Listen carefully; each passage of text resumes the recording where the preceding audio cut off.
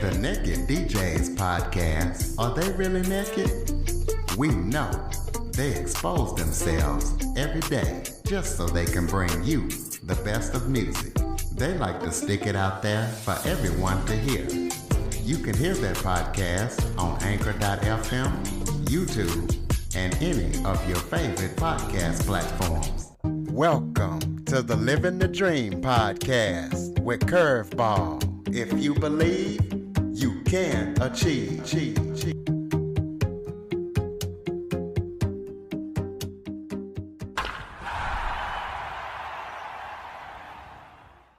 Welcome to the Living the Dream with Curveball podcast, a show where I interview guests that teach, motivate, and inspire. And if you are the type of listener that loves food, especially barbecue, you're going to love this episode because today I am joined by Shawn Walchef.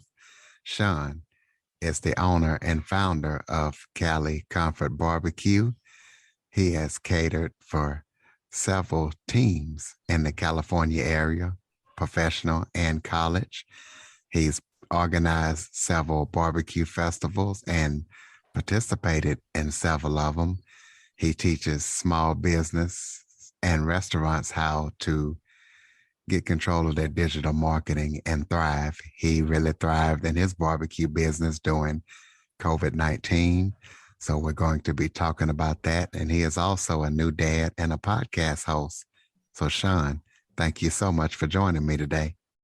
Thank you for having me on the show.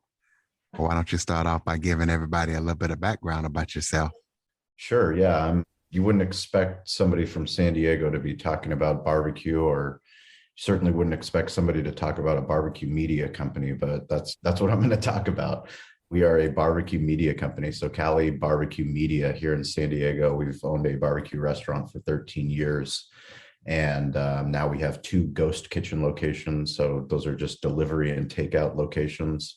But, we built this restaurant starting in 2008 at the height of the economic recession in a part of San Diego that they tell you when you open up a business, location. And the location that we picked was one of the most challenging locations. There's no other restaurants in the area, but we saw an opportunity. We were young and naive, and we failed every way possible. Me and my business partner, one of my best friends from college. And through that failure, what we learned was how to use digital marketing, how to use online marketing, how to use social media. The first iPhone came out in 2007. So as we were starting our business, they were talking about all the traditional ways that you need to market your business to get people to care about what you're doing. And we tried those. Some of them worked, some of them didn't. But what really started to work was once we started to tell our own story and start to use Facebook and start to use Instagram and start to own our website and start to create content on all these different platforms, respond to Yelp reviews, take control of our Google page, and really become a digital first restaurant. And we did that well before the pandemic. Once the pandemic hit, a lot of people talk about pivoting. We didn't have to pivot. We just went all in. So we just did what we already believed in. And, now we have launching our second podcast. So it's called Restaurant Influencers. We've partnered with Entrepreneur Magazine and Yelp.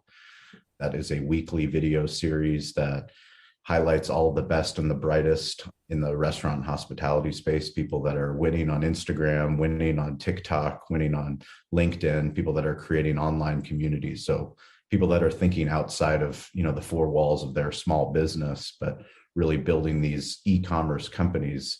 That's what we're passionate about. That's why I care about podcasting. That's why I love going on podcasts, because I connect with people all over the world. And, it's amazing to me that through lessons and stories, through the things that we choose to learn, people that listen to podcasts, if you're listening to this podcast, you're a curious person.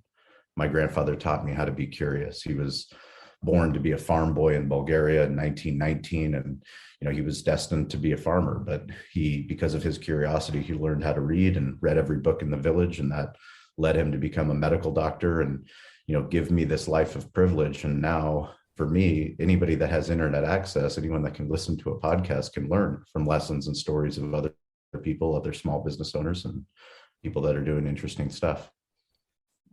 And that's why I like to do this podcast, to get lessons and stories out like yours. So give us some tips. Tell us about digital media marketing, your thesis, and what it is for those who might not know, and how can people win?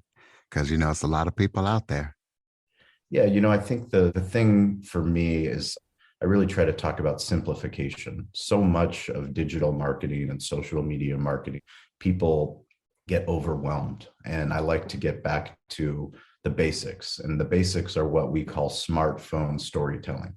So you don't need an expensive video production team. You don't need graphic designers. Literally, you need what you already have in your hands, and that's a smartphone. It doesn't have to be an iPhone. It can be an Android phone. But that smartphone, that camera app will help you with your social media. So it does not matter what job you do. If you are an entrepreneur, if you're a business owner, especially, no one's going to tell your story. We all want somebody to tell our story. We want someone to promote our podcast. If we're a podcaster, if we're a restaurant owner, I want the local food writer to come and write a review about our restaurant, have all these people come in. Ultimately, we spent so much time waiting for people to come. We wanted to be on the local news. We wanted the local radio station to talk about us. It never happened. But once we started telling our own story and started using that smartphone in our pocket and started using audio, video, written word, and images. That's all the internet is. These are just stories. So you're listening through audio.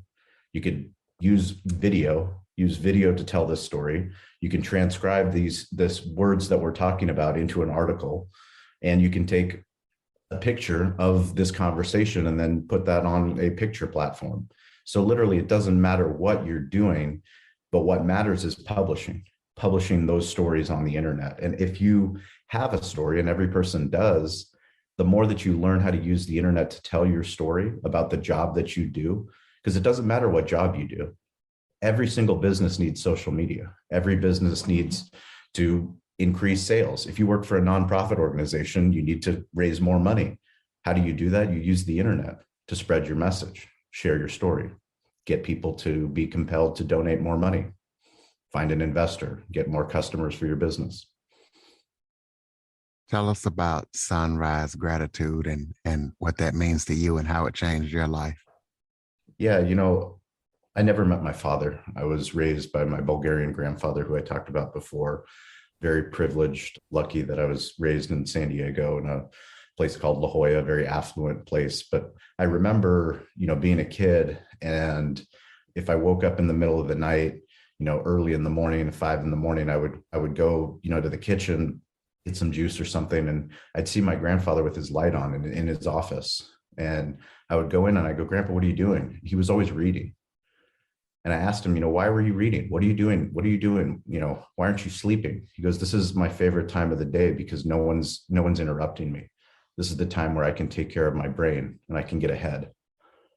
And, I'm a huge fan of Kobe Bryant, and the world lost an incredible athlete, incredible dad, an incredible person, an inspirational human, former Laker, Hall of Fame basketball player.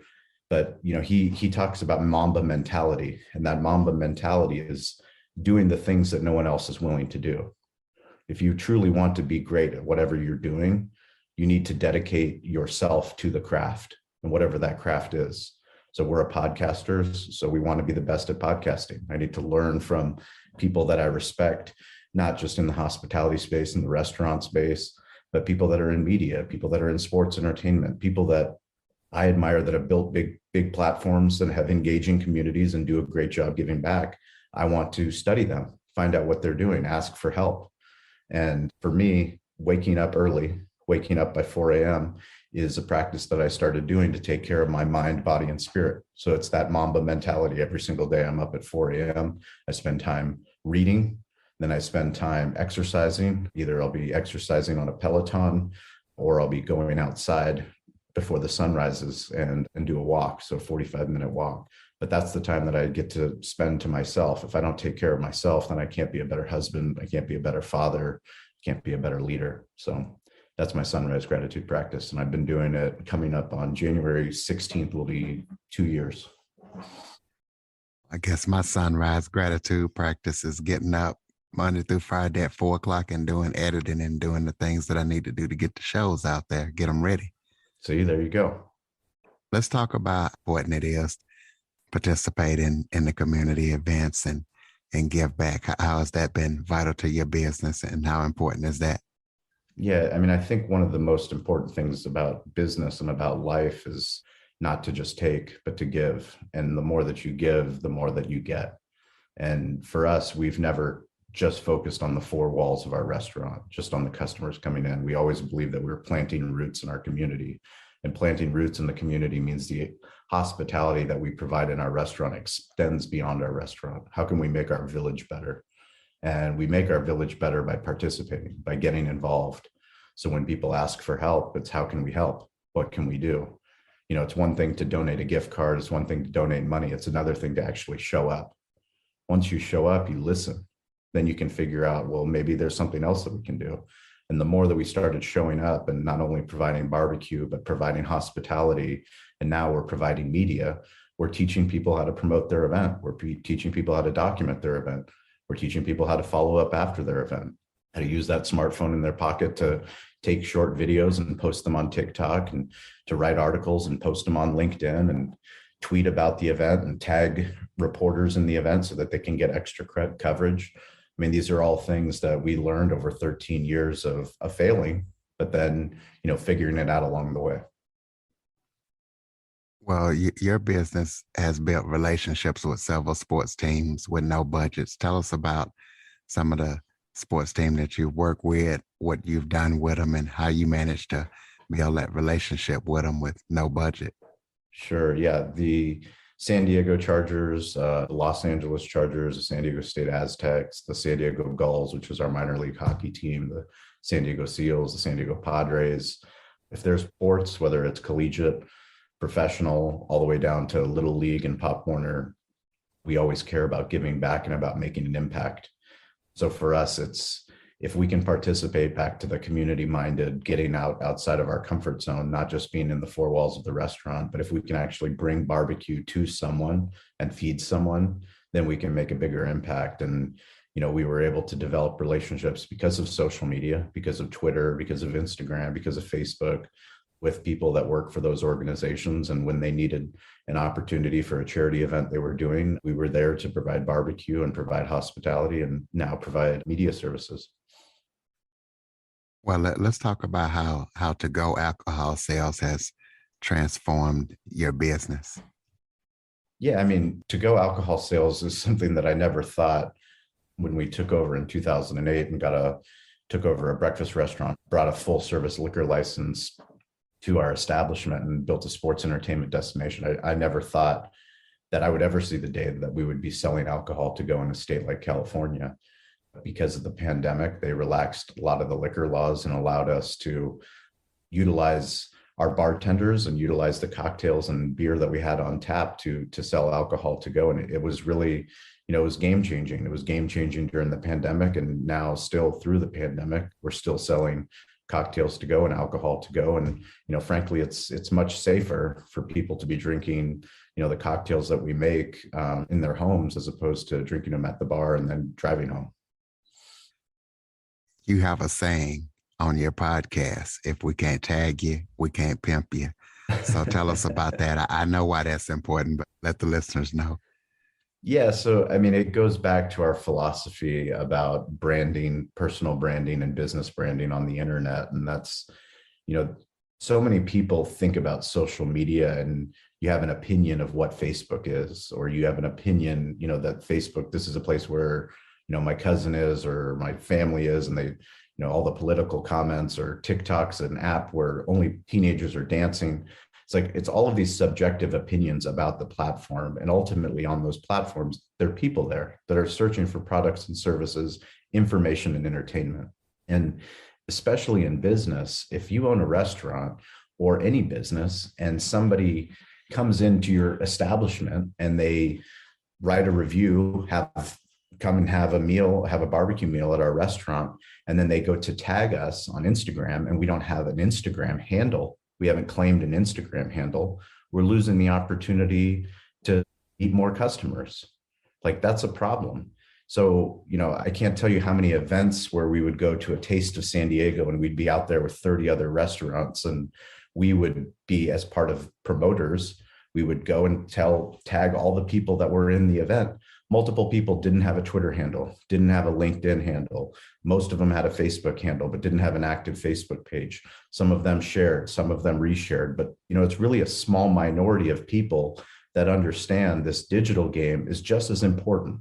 I tell restaurant owners, I speak all the time to different restaurant owners and small business owners about thinking about social media and digital media the same way they think about rooms in their restaurant. Like, you wouldn't leave a room unattended. You wouldn't have, the bar not paint the walls. You wouldn't not have music in the dining room of your restaurant, or not finish it, or have a broken table. So why do you do that online? Why do you have a Yelp page that you haven't claimed? Why do you have a Google page that doesn't have updated information? If somebody's searching for your product or service, they need to be able to find it, and the information needs to be accurate and up to date.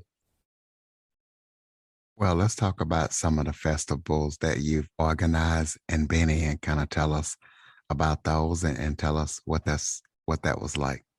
Sure. So we organized the Spring Valley Tailgate and Barbecue Festival. That was actually the reason why we became a barbecue brand. We were a breakfast restaurant and trying to raise money for local youth sports. And we had a Pop Warner team, a bunch of coaches get together, and we were all sitting around the table saying, let's put together an annual event so we can get more businesses to participate. And through this annual event, we'll raise money to help kids that can't afford to participate in sports. And we threw around some ideas, and the best idea was to put on an amateur barbecue contest. Well, nobody knew how to do that. No one knew, the steps to take. So I, did what anyone does and went to Google, typed in, how do you put on an amateur barbecue contest? And the Kansas City Barbecue Society, which is NFL, the sanctioning body for professional barbecue events, they got back to me and gave me the names of 3 people. One of those people actually responded to me and came out to my restaurant, met with me. His name's Gene Goycochea. He became our barbecue pit master and basically our mentor. He helped me put on that first event, successful amateur barbecue contest right in front of our restaurant, shut down the entire road, got permits from the county, from the sheriff's department, the fire department, got the Chamber of Commerce involved, a huge production, put on this charity event. And we've done it for 10 years. So 10 years in front of our restaurant, thousands of people on the street, 25 amateur barbecue teams competing, live music. But it's really made an impact on all of San Diego and all of the West Coast, because it's given us a place to celebrate barbecue, not just our restaurant, but all the local barbecue restaurants in San Diego. Well, tell us about your podcast and what it's all about and how we can listen. Sure. So yeah, Restaurant Influencers, I mentioned before, that's our newest podcast that you can find on all the podcast platforms. That is presented by Entrepreneur Magazine and Yelp. Toast, our primary point of sale partner, they're sponsoring the podcast, and we're interviewing people all over the globe. People that are winning on TikTok, people that are winning on Instagram, people that own restaurants that are crushing it on Yelp, people that have built a successful email marketing campaign, basically the people that are thinking outside of their restaurant, thinking that they can become a media company, because that's what we teach people how to do. So we want to learn from the best of the best, and there's people all over the world that are dominating on all different types of platforms. So that's what Restaurant Influencers is. Digital Hospitality is a more broad podcast. That one we've been doing for 5 years now. That one is focused on sports entertainment, on self-improvement, on being a dad, being a better husband, being a better leader, talking about digital marketing as well as digital media. So Digital Hospitality and Restaurant Influencers, those are the 2 podcasts that we put on. Speaking of being a dad, you say in your bio that you located your dad at age 36. And what was that like? And if you don't mind talking about it, what's your relationship like ever since you've located him? Sure. Yeah. Like I said, I never met my father. I only seen 2 pictures of him growing up. My mom always told me, the fairy tale of this is why he wasn't in my life. They lost contact. She moved back from Colorado to San Diego so that my grandfather could help raise me. And, a couple of years of writing letters back and forth, and they just lost contact. And for me, I never held it as a burden. I never was upset about it. I was like I said, I lived a privileged life. My grandfather was my father. It wasn't something that I was ever concerned about, even though when I went to school, I was always the odd kid that didn't have a dad, that was getting raised by his grandparents. But for me, it was cool. I was fine with it. It wasn't until I had a son, my son, Colleen, and he was about 4 months old. And I was reading to him where I just looked into his eyes and I said, I don't understand. I just don't understand how you can bring someone into this world and not want to be there for them. How can a father do that? And I thought, at some point, Colleen's going to ask me who my father is, who his grandfather is. So I went down this path of asking my mother questions that I had never asked her, deposing her as if I was an attorney or a journalist, asking her all kinds of difficult questions so that I could get facts that would hopefully lead me to find him. And I found an email address, sent an email address to him, and got a response from his wife, who obviously didn't know I existed. Said, great to hear that you're doing good and that you have a son. We don't want to have any contact with you. We're very private people. And that was the end of it. So, for me, there was no resolution, but the fact that I actually did, pursue it so that I know that he knows I exist. I did my best to reach out, and it is what it is. So, there's no fairy book ending, but ultimately I know that I can be a better dad to my son. Absolutely. Well, let's talk about any current or upcoming projects that you're working on and let us know what those are. Sure. Yeah. I mean, so we're building the Amazon Prime of barbecue in San Diego. Restaurant owners can no longer think about running restaurants the way that we used to, where we build a successful restaurant and have people talk about it, write about it, tell everyone about it, and then come drive all across the county, for miles, line up and wait to buy barbecue until it's sold out. We need to figure out ways to get barbecue to people on their terms. So if somebody's hungry for barbecue in San Diego, we need to figure out how to get it to them. That's why we're opening up 10 micro locations, so 200 square feet, essentially distribution points for great slow smoke barbecue. I mean, the problem with barbecue is it takes time and expertise. And it's our job to figure out how to fulfill that on a daily basis. So every single day that we're smoking the best barbecue, freshest barbecue, and once we're out, we're out. But if somebody wants to order it on the other side of town, they need to be able to get it delivered to them or an easy place for them to pick it up. And that's what we're doing the next year. Well, can you also think about opening a micro location in Wichita, Kansas, so I don't have to move to San Diego? Well, what we're doing is we're building in public. So everything that we do, we post about it on TikTok, we post about it on LinkedIn, we post on Instagram. You can follow me at Shawn P. Walchef, ShawnPWalchef on TikTok and Instagram. We post there daily, multiple times a day. Like I said, we have the podcast, we have a blog on our website. So everything that we're doing, we're sharing everything that we learn, all the successes, all the failures, so that if you are in Wichita, Kansas, and you do want to open up the Amazon Prime in Wichita, Kansas, we're building the one in San Diego so you can learn from all our mistakes and you can implement them in Wichita, Kansas. We'll go ahead and give out the website, and you gave out Shawn P. Walchef. Absolutely. The website's calibbq.media. So you can find everything that we talked about today on that website. Well, you have an impressive bio, and it's real impressive what you've done. So I can make sure that I don't leave out any important things that you want to touch on or that you think that's important. Go ahead and give us some final thoughts and talk about anything that I might have missed or that's important that you want to get out. Sure. I mean, I think, the most important thing is if you're listening to this podcast, you know that you matter.